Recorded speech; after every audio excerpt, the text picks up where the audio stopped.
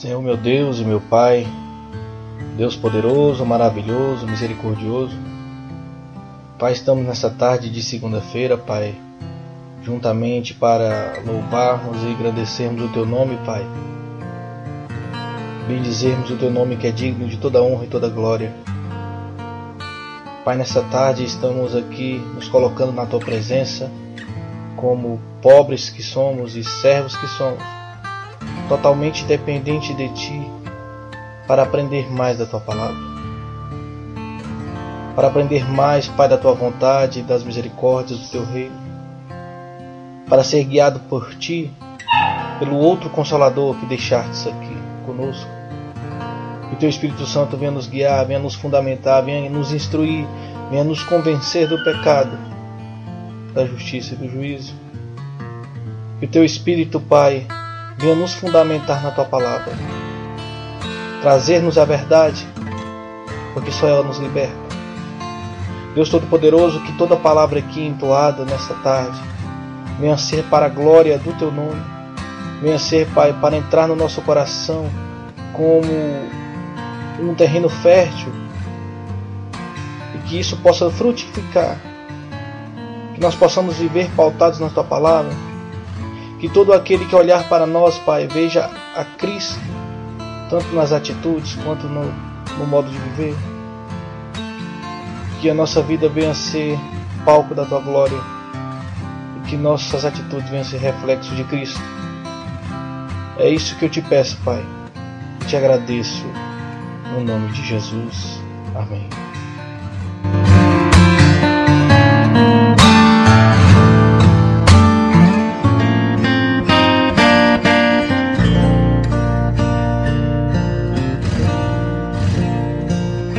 Você está ouvindo o programa Caminho e Verdade.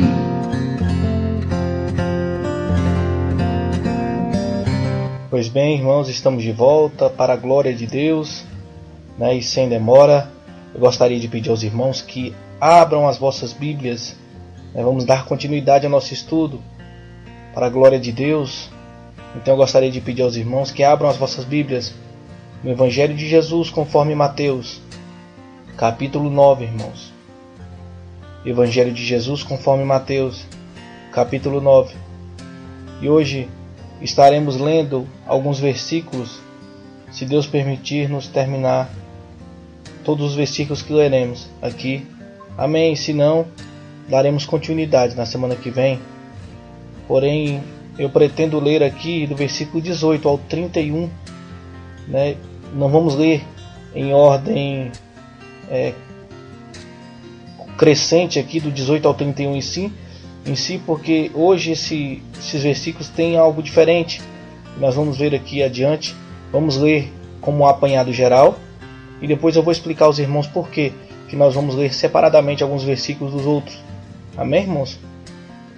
Mais uma vez, Evangelho de Jesus conforme Mateus, capítulo 9. Nós vamos ler hoje dos versículos 18 ao 31. Falaremos dele se assim Deus permitir. Como eu gosto sempre de dizer, a versão que eu estarei lendo é a versão King James 1611. Independentemente de qualquer versão que você esteja lendo, irmão, abra sua Bíblia, acompanhe conosco, deixe a sua Bíblia aberta, para que juntos possamos aprender mais da palavra do Senhor. E na minha versão diz assim: enquanto ele estava falando, um dos dirigentes da sinagoga aproximou-se e, ajoelhando-se diante dele, rogou: minha filha acaba de morrer, mas vem, impõe a tua mão sobre ela e viverá. Jesus então levantou-se e seguiu com ele, e seus discípulos os acompanharam. De repente, uma mulher que há 12 anos vinha sofrendo de hemorragia alcançou-o por trás e tocou-o na orla do seu manto. Pois dizia essa mulher consigo mesma: se eu conseguir apenas lhe tocar as vestes, serei curada. Então Jesus voltou-se e assim que viu a mulher, lhe disse: anime-se grandemente, filha, a tua fé te salvou. E desde aquele momento, a mulher ficou sã. Quando Jesus chegou à casa do dirigente da sinagoga e viu os flautistas fúnebres e a multidão em alvoroço, ordenou: retirai-vos daqui, esta menina não está morta, mas adormecida. E todos zombavam dele. Assim que a multidão foi retirada, Jesus entrou, tomou a menina pela mão e ela se levantou. Então a notícia desse acontecimento espalhou-se por toda aquela região. Leremos até aqui por enquanto. Leremos até aqui por enquanto. Tentarei chegar até o versículo 31 mais para frente, se assim Deus permitir, onde vai falar da cura dos 2 cegos. Passagem bem conhecida também, se assim Deus permitir. Irmãos, aqui nós temos 2 textos bastante conhecidos, né, que é a ressurreição da filha de Jairo e a cura da mulher hemorrágica com fluxo de sangue. 2 passagens bastante conhecidas, e eu queria trazer aqui alguns fatos sobre isso. Antes da gente se ocupar com essas passagens em seus detalhes, eu li aqui, né, como eu disse aos irmãos, na totalidade. Eu não li ainda dos cegos, né, mas eu li aqui pela sua totalidade, porque existe algo maravilhoso aqui, intrinsecamente nessa passagem, ao ponto que o Espírito Santo nos revela essas 3 histórias de milagres: a cura da filha de Jairo, a cura da mulher que tinha um fluxo de sangue e a cura dos 2 cegos, que nós vamos ler, versículo 27 ao 31. E todas essas 3 histórias ela têm algo em comum. Por exemplo, vejam uma por uma.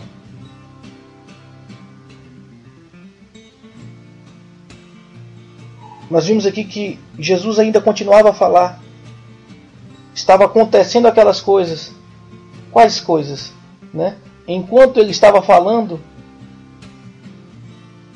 um dos dirigentes da sinagoga aproximou-se, ajoelhando. Irmãos, Jesus estava falando o que nós estudamos na semana passada, sobre o odre velho, sobre o vinho novo, sobre remendo em pano velho, a respeito do Espírito Santo na antiga lei. Nós vimos isso semana passada. E sem dúvida o presidente da sinagoga, ele chega a Jesus naquele tempo, naquele meio termo, para falar com ele.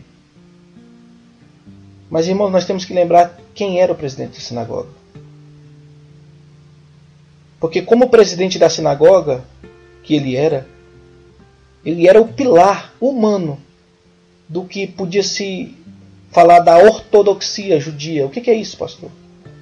Ele era o pilar, irmão, de toda a lei naquela região. Ele era o sacerdote, ou hoje a gente chama de sacerdote, mas ele era quem ensinava toda a palavra ali naquela região. Ele fazia parte daqueles que desprezavam Jesus. Irmãos, nós podemos inferir que ele, antes de procurar Jesus, com certeza, ele deve ter procurado todos os recursos médicos e tratamentos possíveis. E como último recurso, porque tudo falhou, ele foi a Jesus. Porque nós estamos dentro de um contexto onde Jesus está numa festa, vocês lembram disso? Porque Mateus deu uma festa para mostrar Jesus aos seus amigos, publicanos, pecadores, ao ponto de que fariseus foram na casa de Mateus e tentaram questionar Jesus, discípulos de João tentando questionar Jesus. Esse homem entra nesse meio termo, chefe de uma sinagoga, clamando pela filha. Claro que a motivação ela é válida, porque é a filha dele. Mas nós temos que lembrar quem é esse homem. Mateus, irmãos, ele é sucinto nas suas palavras. Como eu já venho dizendo desde o início do estudo, que o foco de Mateus não é dar detalhes, mas é mostrar que Jesus é o Messias esperado pelos judeus. Esse homem, sendo o chefe da sinagoga, um dos pilares da ortodoxia judia, da lei, um daqueles que desprezavam Cristo, nós podemos inferir que ele tentou de tudo. Mas como tudo falhou, ele foi a Jesus. Então quer dizer, irmãos, que esse homem ele foi a Jesus como o último recurso.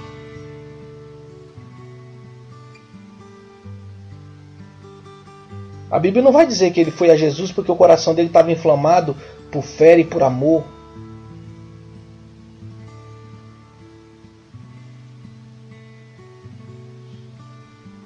Tanto que quando ele foi a Jesus, a filha já tinha morrido.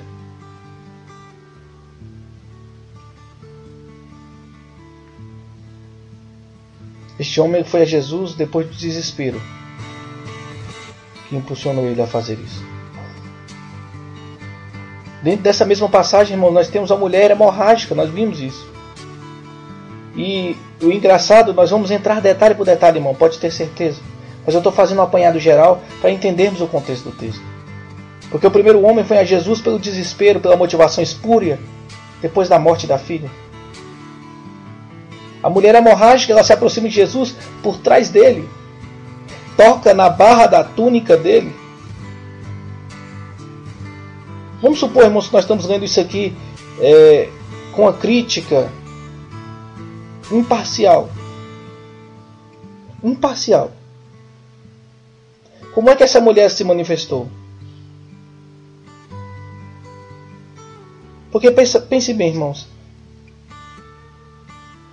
Por que ela foi atrás de Jesus e trocou na orla dele? O próprio texto vai dizer que ela na mente dela colocou: se eu tocar as vestes eu serei curada. Versículo 21. Irmãos, a gente pode inferir aqui, e eu concordo com os teólogos que falam da mesma forma, que o coração dela não havia outra coisa a não ser superstição. Porque existia, irmãos, pessoas que acreditavam, tanto hoje quanto na época dela, que se tocassem lenços, relíquias,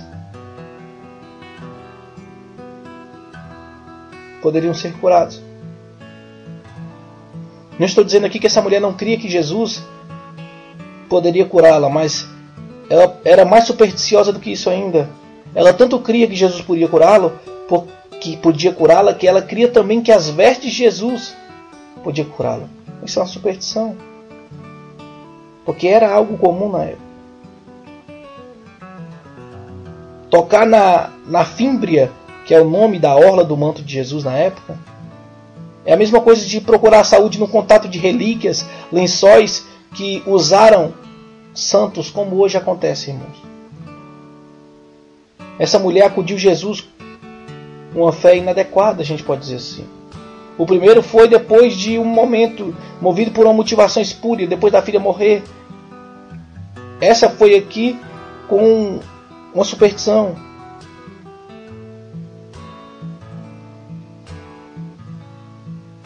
E quando nós lermos o texto do cego, que está do 27 ao 31, nós vamos ver ele clamando por filho de Davi. Esse era o título que os judeus nacionalistas da época, judeus que eram nacionalistas, a maioria sim, davam ao Messias que viria. Então eles estão reconhecendo que Jesus é o Messias? Sim, irmãos. Ou não. Porque também filho de Davi era o nome dado a todo aquele que era descendente da tribo de Davi. Mas vamos colocar aqui que eles acreditavam que Cristo era Jesus, o Messias. Jesus era o Cristo, perdão.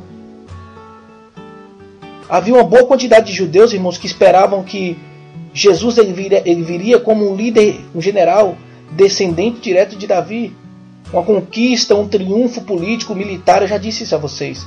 Contra os romanos, tentando livrá-los das mãos dos romanos.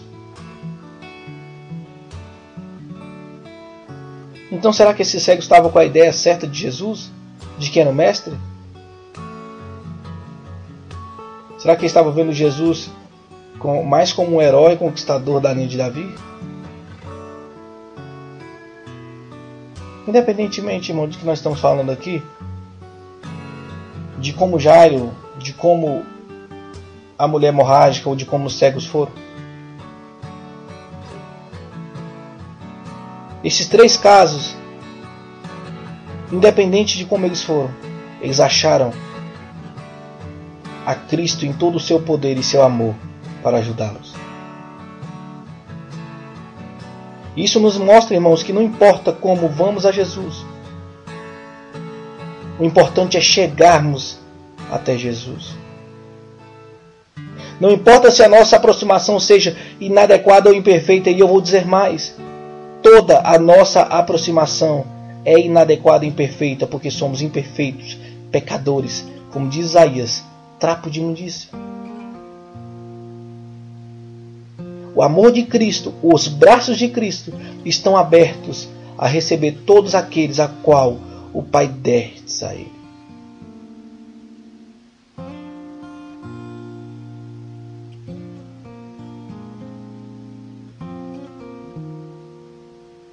Não existe, irmãos, você esperar ir a Cristo quando a sua teologia estiver perfeita ou sua fé seja perfeita, porque não vai existir uma teologia ou uma fé perfeita sem Cristo. Como diz Paulo, agora estamos vendo como por um espelho, e o espelho na época de Paulo era um pedaço de bronze polido. Pense bem, não é um espelho como hoje, que você vê seu reflexo quase que nitidamente. Paulo, quando fala isso, ele tem um pedaço de bronze ou de prata na mão, polido, para enxergar. E ele diz, hoje nós vemos a Cristo, hoje nós vemos a fé, hoje nós vemos a salvação como um espelho turvo. Mas tudo será perfeito quando ele vir novamente. Nós não vamos ver mais espelho nenhum, vamos vê-lo face a face.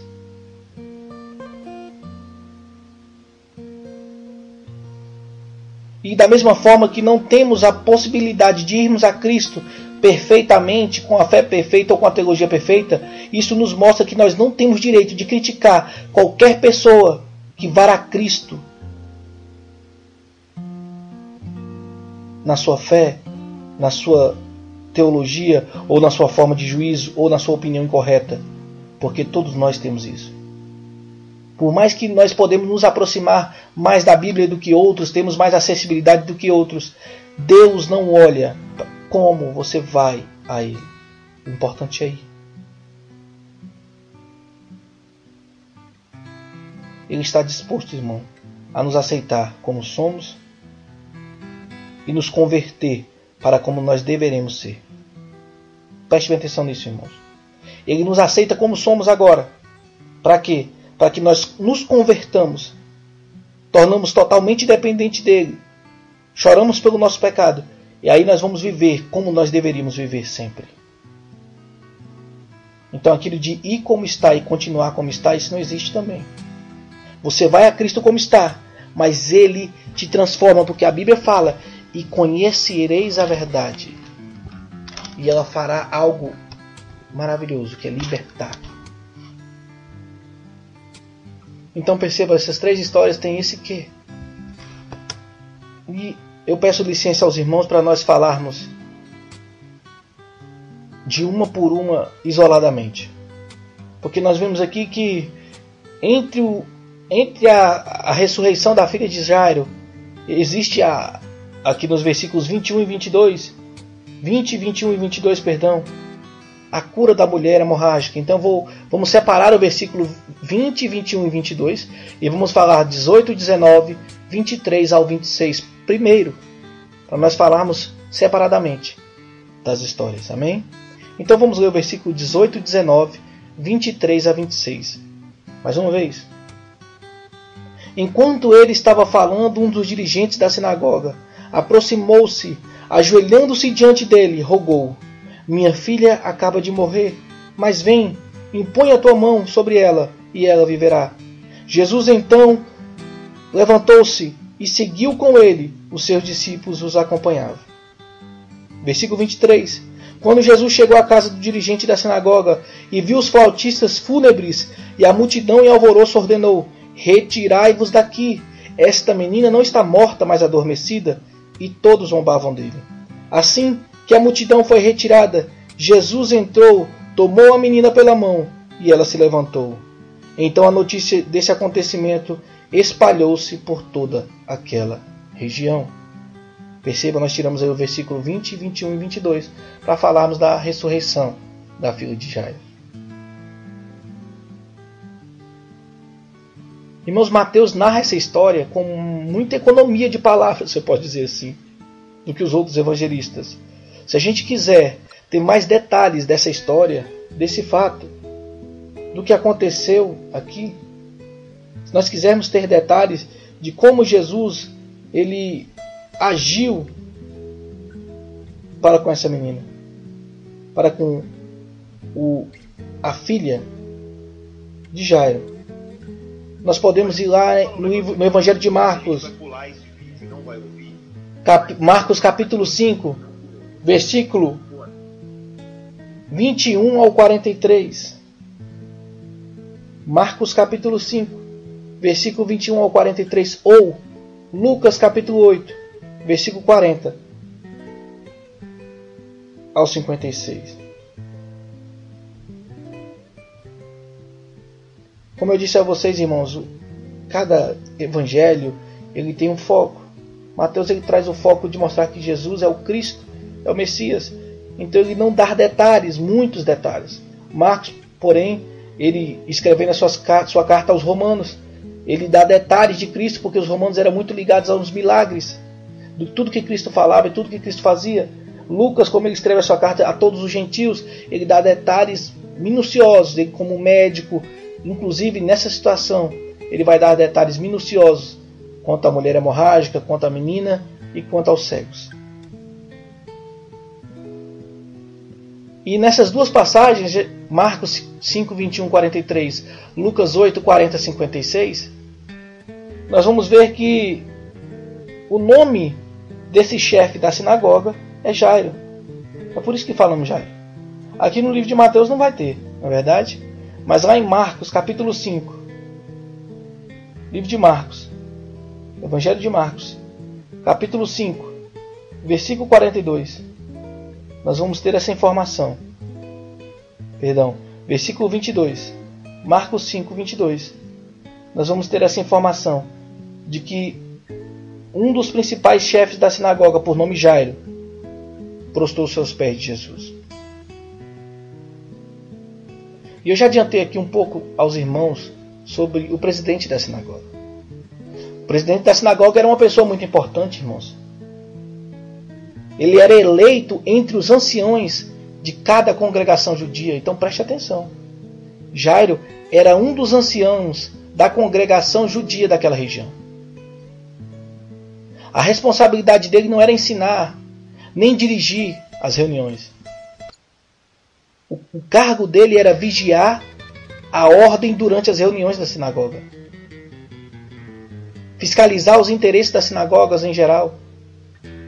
Era ele quem designava os que deviam encarregar-se das leituras durante as reuniões, os que iriam dirigir as orações.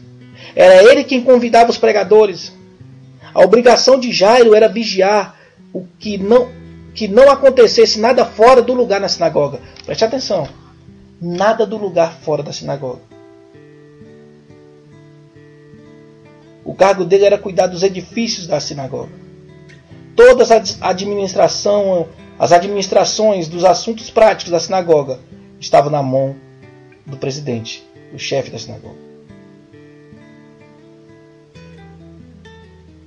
E por isso nós temos a evidência, irmãos, de que um homem com tanta responsabilidade na ortodoxia judia, na observância das leis judias, ele foi buscar Jesus porque foi o último recurso.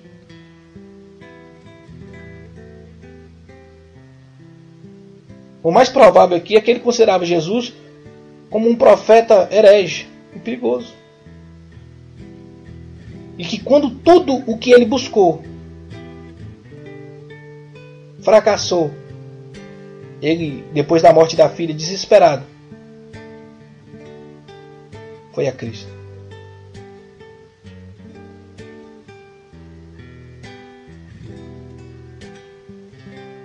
Mas Jesus, irmãos, ele não tem ressentimento quanto a isso. Jesus não nega ajuda a quem vai a ele dessa maneira. Jesus não experimenta ressentimento nenhum Ele viu que alguém estava necessitando, e a única coisa que Jesus queria naquele momento era ajudar. Jesus não tem orgulho ofendido ou espírito de vingança ou de praticar a própria justiça. Então o que Jesus faz? Ele vai com o presidente da sinagoga para a casa dele.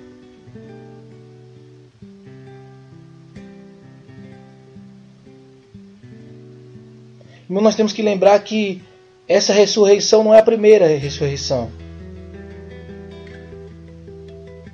É o segundo episódio de ressurreição que nós vimos aqui. Com certeza Jairo já sabia também da primeira ressurreição de Cristo.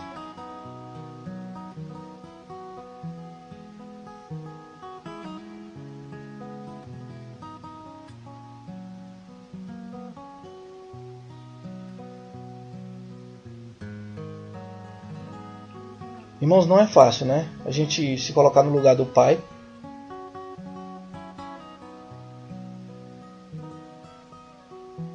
Numa situação dessa, né?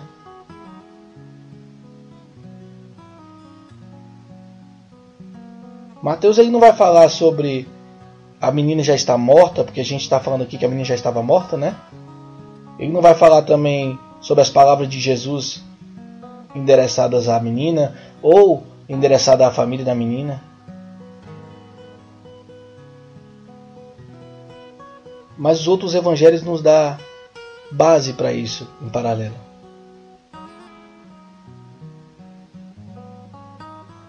Jesus já havia ressuscitado o filho da viúva de Naim.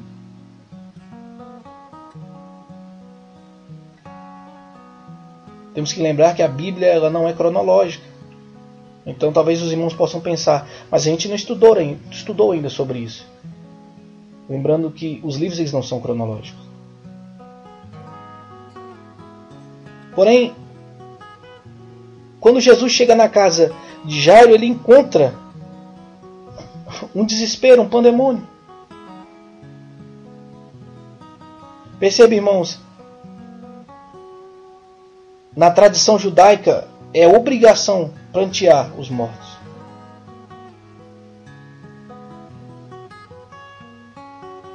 Existe um provérbio judeu que historiadores citam que é grande, irmãos, para eles, para os judeus é grande e é um tradicionalismo terrível. Eles vão dizer que quem não chora a morte de um homem prudente merece ser enterrado vivo. Isso é um provérbio judeu. Havia 3 costumes, irmãos, de luto que caracterizavam a casa judia em que tinha morrido algum membro da sua família. O primeiro, né, nós já vimos muito isso na palavra de Deus, na Bíblia, que quando alguém morria na casa de um judeu, aqueles parentes rasgavam as suas roupas. Irmãos, e pasmem, até para rasgarem as roupas existiam regras. 39 regras estabelecidas tradicionalmente de como deveriam efetuar o rasgo dessa roupa. Primeiro, deveria estar de pé. Os rasgos deveriam ser profundos. As pessoas tinham que ver a pele. O pai e a mãe da pessoa que tinha morrido devia rasgar a roupa exatamente no lugar que cobriu o coração. Os outros não, eles deviam rasgar do lado direito. O rasgo ele tinha que ser grande ao ponto de caber um punho. Durante 7 dias as roupas deviam ser usadas rasgadas.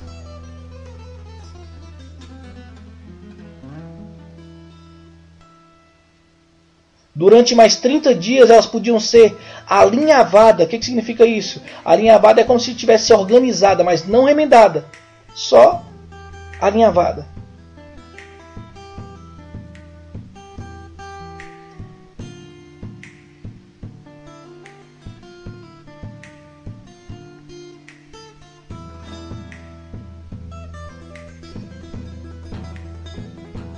As mulheres, num impasse, para não ficassem descobertas e pelo pudor, elas eram orientadas a rasgar as roupas inferiores, as túnicas.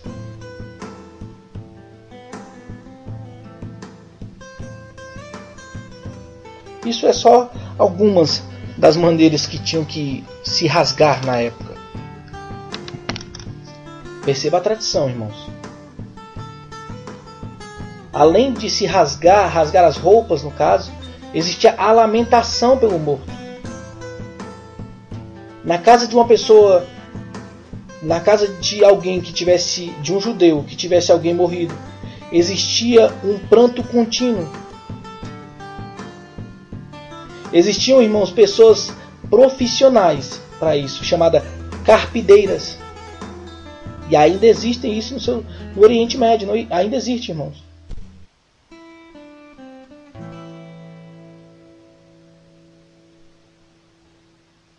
Mulheres que ficavam lamentando, mulheres que ficavam gritando. Naquele dia, irmãos, que Jesus chega na casa de Jairo, os alaridos, os flautistas, as choradeiras profissionais estavam dentro da casa de Jairo.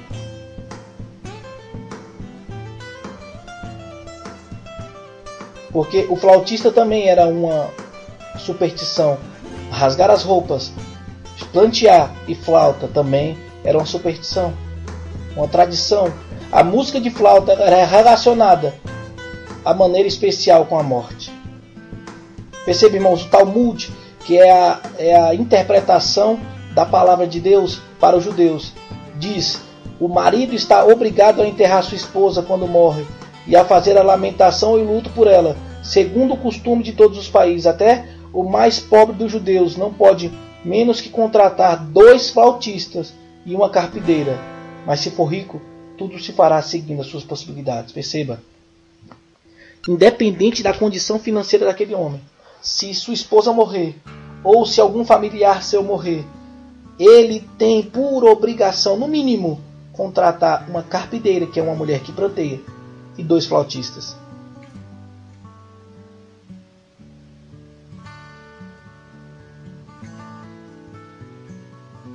Imagine a cena, irmãos, então.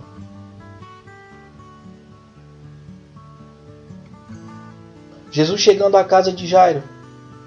Versículo 23.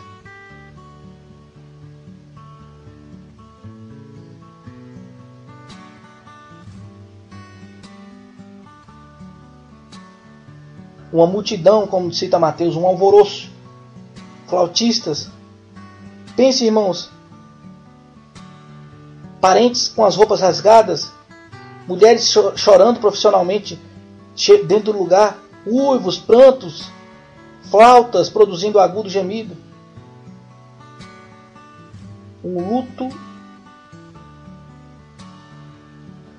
ensurdecedor. E é nessa atmosfera que Jesus entra, irmãos, na casa. E Jesus, irmãos, ele entra com autoridade.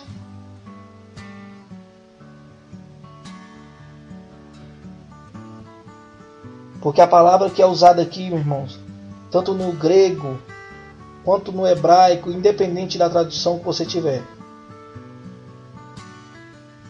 é ordenou. Quando Jesus chegou à casa do dirigente da sinagoga, versículo 23, e viu os flautistas fúnebres e a multidão em alvoroço, ordenou: retirai-vos daqui.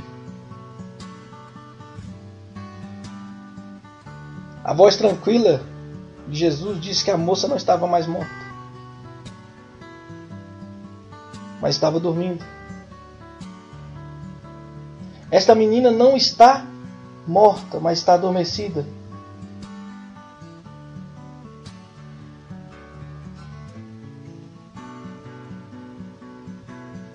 E todos zombavam dele.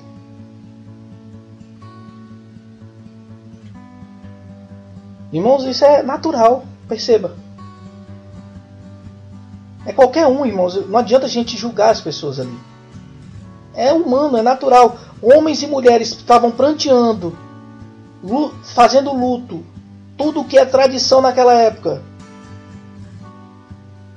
É muito provável que quando Jesus disse que a moça estava dormindo, as pessoas acharam que Jesus estava ficando doido ou estava com palhaçada.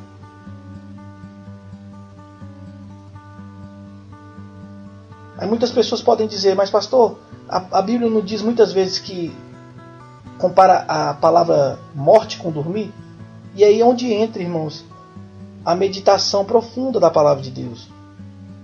Existem duas formas gregas, como nós estamos aqui lendo o Novo Testamento. Mateus, ele escreveu, né, o seu evangelho em hebraico, mas foi traduzido para o grego e traduzido, né, para o português também. E no grego, né, e no hebraico também, a palavra usada para dormir aqui é realmente dormir. Não foi a palavra usada para morte, né, porque tinha uma palavra. Por exemplo, a palavra cemitério, ela vem do grego koimeteron, que significa lugar onde se dorme. Koimenterion, lugar onde se dorme. E existem duas palavras gregas que querem dizer dormir. Por exemplo, a primeira palavra é o koumazai, que significa dormir ou estar morto. E a segunda é kazoidan, que significa dormir, literalmente. Em algumas citações excepcionais, essa segunda palavra, ela aparece como dormir o sono da morte. Mas essa palavra em si ela é usada, a segunda palavra, kazoidan, ela é usada para dormir. E é esta palavra aqui que está sendo utilizada por Jesus.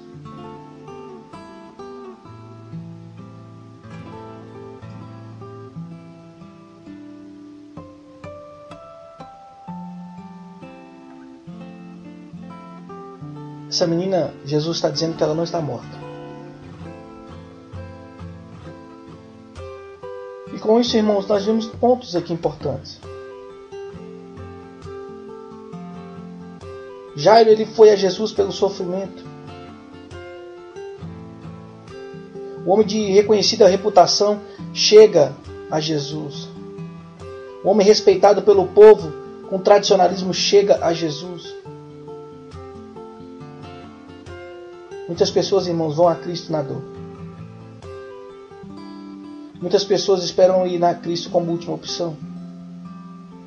Quando a angústia visita a sua casa, ela se prostra aos pés de Jesus.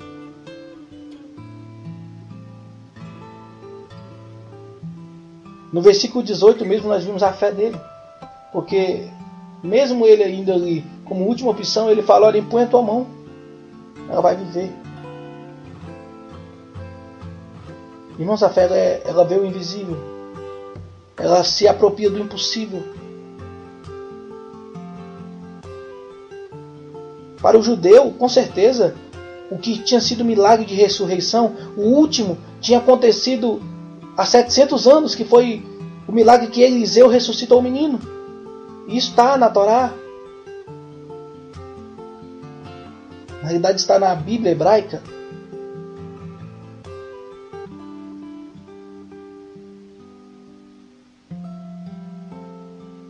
Ele tem esperança porque a sua esperança já tinha acabado em tudo que ele buscou.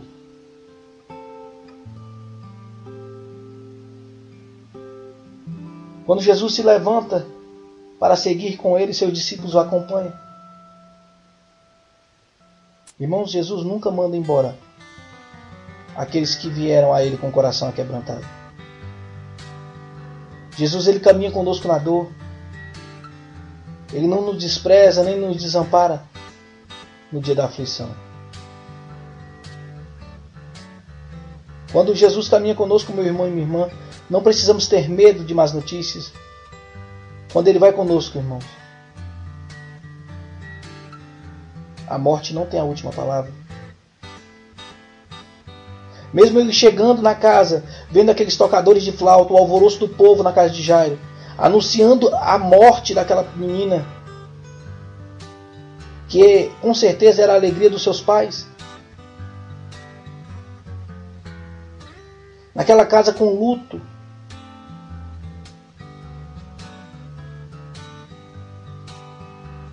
É diante disso tudo, irmãos,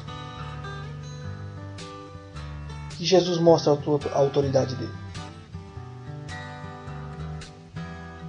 E quando ele diz que aquela menina não está morta, como nós acabamos de ouvir,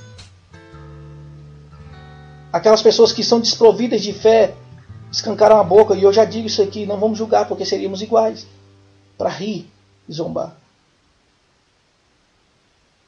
Ao invés de erguer um canto de vitória, irmãos, e agradecer a Deus pela presença de Jesus, elas riem. Quantas vezes nós rimos daquilo que Cristo pode fazer, ao invés de acreditar? Irmão, Jesus é aquele em que a morte não tem poder de erguer um só dele. Mas Jesus manda eles se retirarem, porque eram incrédulos.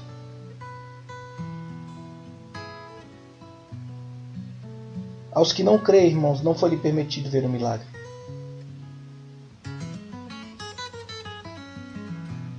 No versículo 25, irmãos, assim que a multidão foi retirada, Jesus entrou, tomou a menina pela mão e a levantou.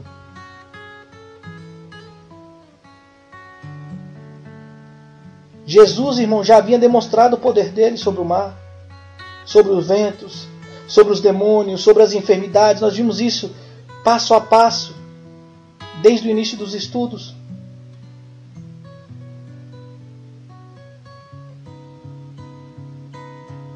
Mas o povo fora, Jesus entra, toma a menina pela mão e ela se levanta. Antes de Jesus entrar, eu já disse, ele afastou o povo incrédulo. E ao entrar, ele toma a menina pela mão. Mateus não vai citar as palavras que Jesus disse, como eu disse aos irmãos. Mas no texto de Marcos vai dizer, no texto de Lucas vai dizer. Mas o importante é que a menina se levantou. O impossível aconteceu. A dor do luto agora ela foi estancada, irmãos. A morte foi vencida. A alegria voltou para aquela casa. Aquele coral de morte que estava sendo entoado pelas mulheres que foram contratadas para chorar, pelos flautistas que foram contratados a flautear, aquele coral de morte foi vencido pelo solo de Jesus, da ressurreição.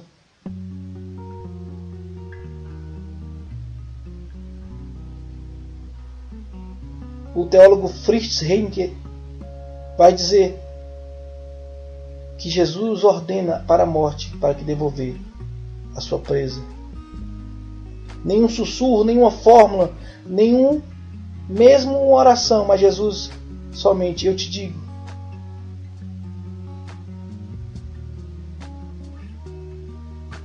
Da mesma forma que Jesus ordena aos demônios para saírem, da mesma forma que Jesus ordena para a doença, para o mar, ele ordena para a morte. Ele chama o Espírito e o Espírito retorna.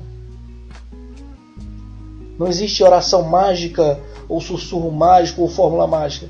Existe somente Jesus. E com isso, irmãos, o poder de Jesus se torna notório naquela casa. O poder de Jesus se torna tão notório que no versículo 26, a notícia do acontecimento espalha-se por toda aquela região. O poder de Jesus sobre a morte tornou-se tão notório que a notícia daquele acontecimento correu por toda aquela terra.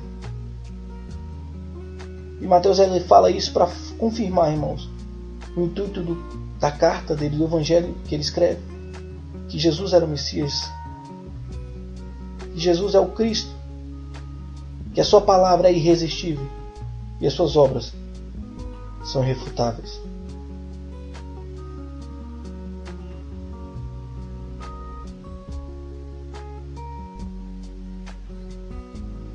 Esse é o nosso Deus, irmãos. Com seu poder milagroso, com seu poder extraordinário, ele salva essa menina da morte, ele a ressuscita e mostra para aquele chefe de sinagoga de que ele é o próprio Deus. Mas dentro desse mesmo texto, irmãos, nós vimos aqui que existia também uma mulher hemorrágica. Irmãos, do ponto de vista judeu, nos versículos 20 ao 22, do ponto de vista judeu, aquela mulher não podia sofrer uma enfermidade mais humilhante e terrível do que uma hemorragia. Era um mal, irmãos, muito comum lá na Palestina. O Talmud, que eu já disse aqui, ele recomenda 11 formas de curar a hemorragia.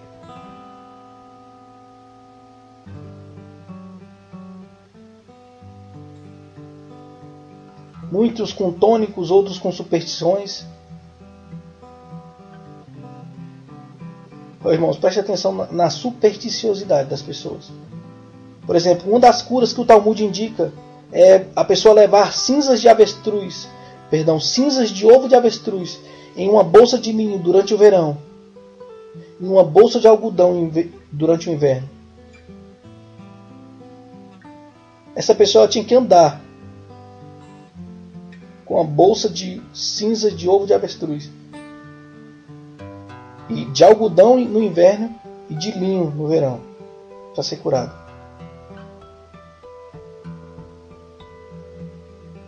Marcos, irmãos, ele vai nos mostrar mais profundamente do que Mateus que essa mulher já tinha provado todas as possibilidades de cura. Ela já tinha se consultado com todos os médicos que estavam ao seu alcance e estava cada vez pior, ao invés de melhorar. Isso está lá em Marcos capítulo 5, versículo 26. Vai dizer que havia padecido com muitos médicos e despendido tudo quanto tinha, e nada tinha aproveitado nisso, antes estava indo pior.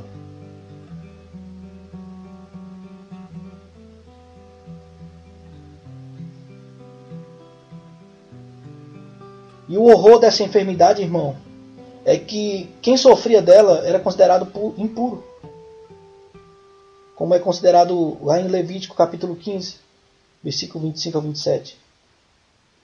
Toda mulher que tivesse fluxo de sangue, mesmo sendo as regras habituais, era impura, e não somente ela, mas também todas as coisas ou pessoas que tocassem enquanto durasse a hemorragia. Uma pessoa desta forma, irmãos, ela ficava marginalizada da sociedade humana normal, e inclusive proibida do culto divino.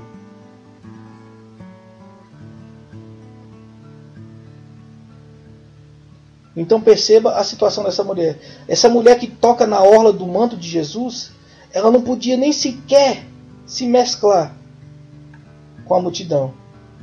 Porque se a multidão soubesse que ela estava fazendo aquilo, todos aqueles que estavam ao redor dela estavam impuros.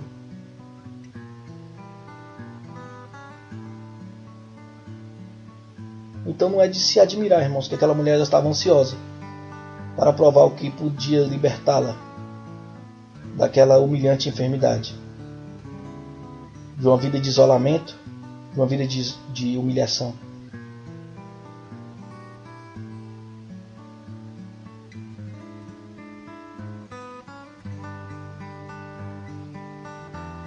Então a mulher ela vinha de um sofrimento prolongado.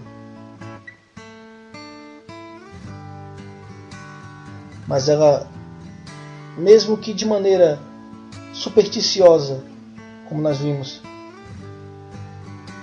ela se esconde no meio da multidão, ao ponto de poder ser vista e poder ser humilhada e poder ser enxotada ou até apedrejada por tornar na tradição judaica os outros impuros.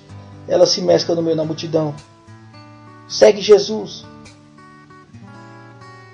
Lembra, Jesus está andando com Jairo, com os discípulos, está indo para a casa de Jairo.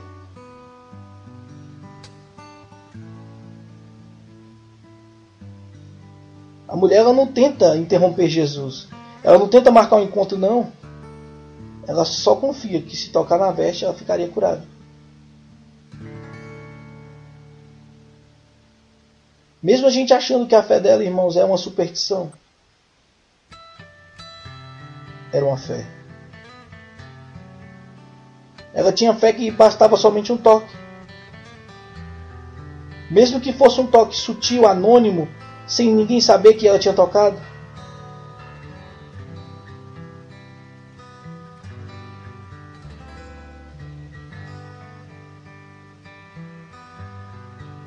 E ela vem sem ser vista e toca na túnica de Jesus.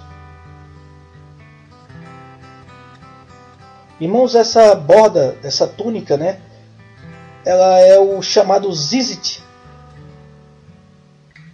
que são 4 bolas de linho azul que todo homem judeu deveria levar na túnica.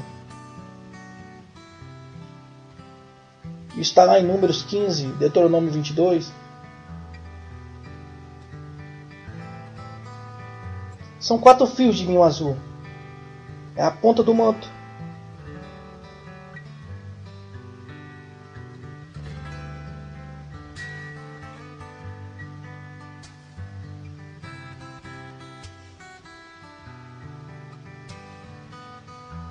Quando a mulher toca aquela parte da vestimenta de Jesus, foi como se o tempo tivesse parado. Imagine, irmãos, como você está assistindo um filme e repentinamente a gente fica vendo uma única fotografia fixa.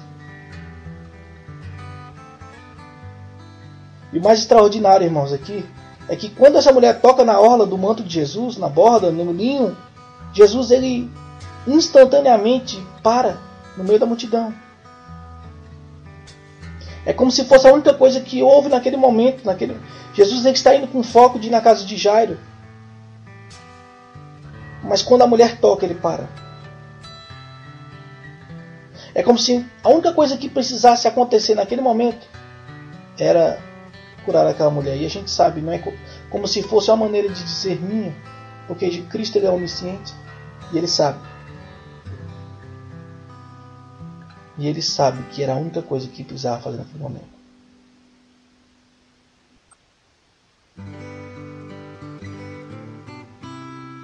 Não se tratava de uma pobre mulher perdida na multidão.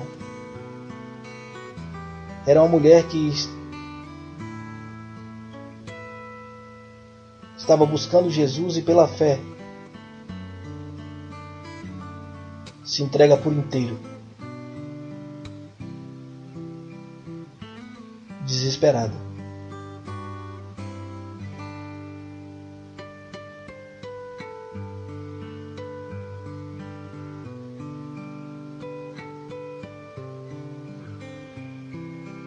Irmãos, aquela mulher, com certeza, ela devia estar debilitada por causa da hemorragia. Mas quando ela vê Jesus, a fé fortalece ela. Irmãos, perceba, a fé que vem de Deus é um papel vital para libertar, para salvar, para nos levar a Deus. E no versículo 22, na primeira parte do texto, vai dizer que então Jesus voltou-se e assim que viu a mulher, disse: anime, filha, a tua fé te salvou. Mateus aqui ele não registra aquela famosa pergunta: quem me tocou? Não é verdade? Ele vai direto ao ponto e registra as palavras que Jesus dá àquela mulher de encorajamento.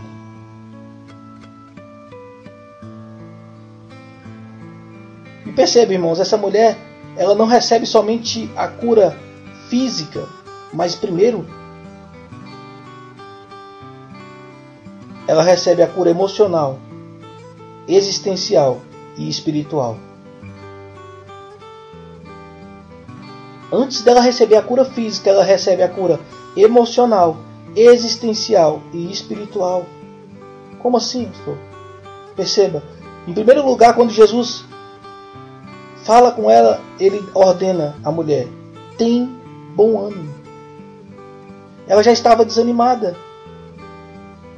Ela já estava desacreditada com a medicina. Os recursos dos homens, que ela tinha recursos, Marcos vai dizer que tudo que ela possuía, ela gastou. Tudo que ela tinha, ela não pode ajudar. Mas Jesus está ordenando: tem bom ânimo.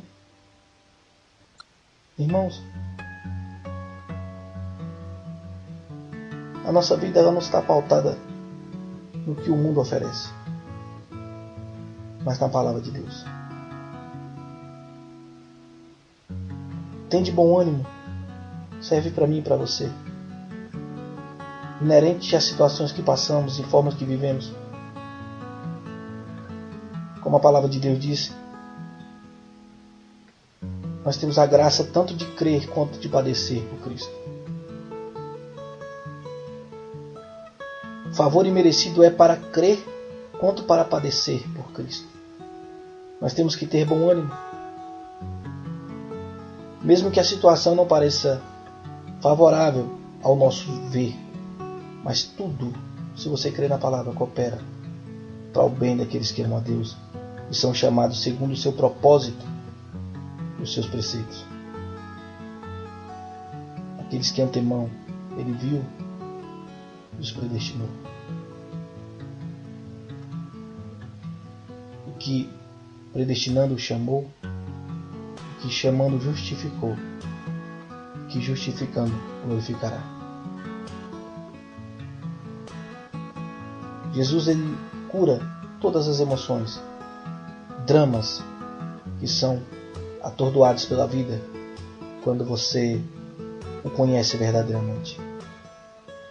Porque as suas expectativas não estarão mais no mundo, mas nas coisas que vêm do alto. Ele cura essa mulher emocionalmente. Em segundo lugar, ele cura existencialmente porque ele chama ela de filha. A mulher que era marginalizada por ser impura, segundo a lei judaica, com certeza carregava muitos complexos, se considerava descartável, não podia ter uma vida pública, não podia cultuar, sentia-se sem valor com certeza, sem dignidade, sem prestígio. Mas Jesus, sabendo de tudo isso, Ele restabelece no coração dela a dignidade, porque Ele chama-a de filha. Irmãos, o judeu ele não é como o brasileiro que tem esse apego com as pessoas, esse calor humano, não. O judeu ele é muito contido em si. Porque para um judeu chamar alguém de filho, tem que ser muito, muito próximo. E quando Jesus chama ela de filha, Ele estabelece no coração dela, Ele reestabelece a dignidade da vida daquela mulher. Então Ele cura a emoção dela, mandando tê-la bom ânimo. Cura o complexo existencial dela, chamando-a de filha. E cura o espírito dela, dizendo que a fé dela a salvou. A doença dela era devastadora, que era a hemorragia. Todas as tradições e superstições e curas que o Talmud indicava, ela procurou. Todos os médicos que existiam, ela procurou. Ela estava perdida, irmãos. Para ela estava incumbida de pecado, arruinando a própria alma. Ela recebe de Jesus o perdão antes de receber a cura. Ele fala: a tua fé te salvou. A fé dela salvou. Mesmo a gente achando que é uma fé, como eu falei no início, supersticiosa, porque ela queria tocar na orla de Cristo, mas eu disse a você, Cristo não está preocupado de como você vai a Ele. O importante é ir, porque você indo, Ele te transforma para viver como Ele quer. E com isso, Ele cura fisicamente aquela mulher, porque também era uma necessidade. E Mateus vai deixar claro, e desde aquele instante, desde aquele momento, a mulher ficou sã. Então, curando aquela mulher, emocionalmente, existencialmente e espiritualmente, Ele vai curar também, fisicamente. A hemorragia foi estancada, meu irmão. O mal foi extirpado. A doença foi vencida. Mais uma vez, Cristo prevalece. Mais uma vez, irmãos, a cura, ela é completa, imediata e eficaz. Irmãos, para Deus o homem não é nenhum igual ao outro.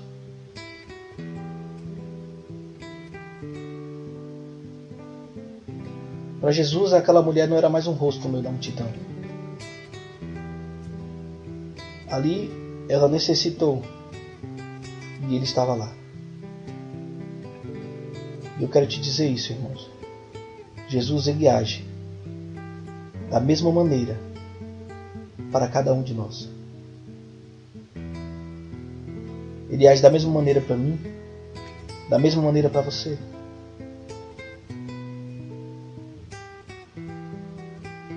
Eu disse aos irmãos que eu tentaria falar até o versículo 31, mas eu creio que até aqui está suficiente. Porque, irmãos, nós vimos aqui que não é a maneira como vamos a Cristo, mas o importante é irmos a Cristo. Jesus é maravilhoso, irmãos. O poder dele é estarrecedor.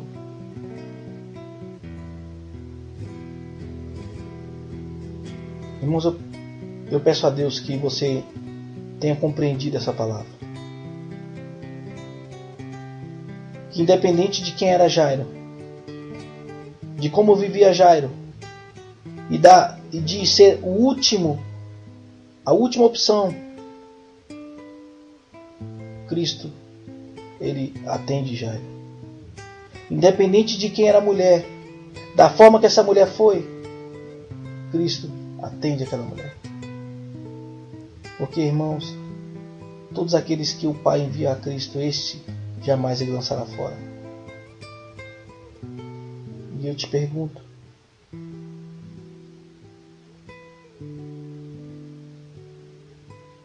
você quer ser curado completamente, imediatamente e eficazmente por Cristo? Curado do mal espiritual, do mal emocional, do mal existencial ou até físico? Vá a Cristo. Porque só Ele tem o poder de curar. Só Ele tem a palavra que é a verdade. Só Ele é capaz de perdoar. Só Ele que é capaz de vencer a morte. Só Ele que é capaz de te dar a verdadeira paz. A paz que excede todo entendimento. Só Ele é capaz de te dar a vida verdadeira. Só Ele é capaz de te dar a verdadeira felicidade. Aquela que está além e aquém e inerente a tudo que você vive neste mundo. Vá a Cristo. Eu tenho certeza de que como Ele atendeu Jairo, como Ele atendeu a mulher do fluxo de sangue, Ele estará com braços abertos para você também. Que o Senhor te abençoe e te guarde. Que Ele faça resplandecer o rosto dele sobre ti, te dê a paz, não só agora, mas para todos os sempre. Vamos orar, agradecer a Deus. E logo após, ouviremos o hino. Deus abençoe a todos.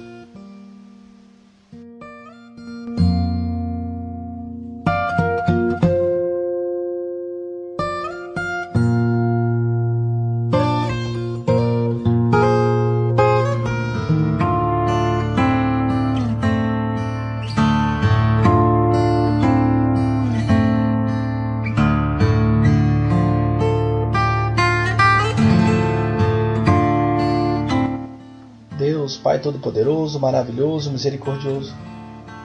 Pai, estamos na Tua presença nessa tarde, sendo grato a Ti. Grato por cada palavra maravilhosa. Palavra que veio direto do trono da graça pelo Teu Espírito Santo. Que nada tem a ver com este barro e esse servo que aqui vos fala, mas que tem a ver com todo o teu reino e toda a tua justiça e com todo aquele ao qual o Pai o deste. Deus, obrigado por nos dar a oportunidade de ouvirmos a tua palavra, de nos dar a oportunidade de aprender mais de ti, de nos dar a oportunidade, Pai, de buscar a ti. Obrigado por essa graça, esse favor imerecido.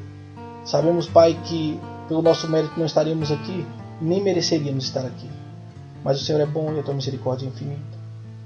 Deus, nos dê uma mente, Pai, pautada na tua palavra e no teu reino.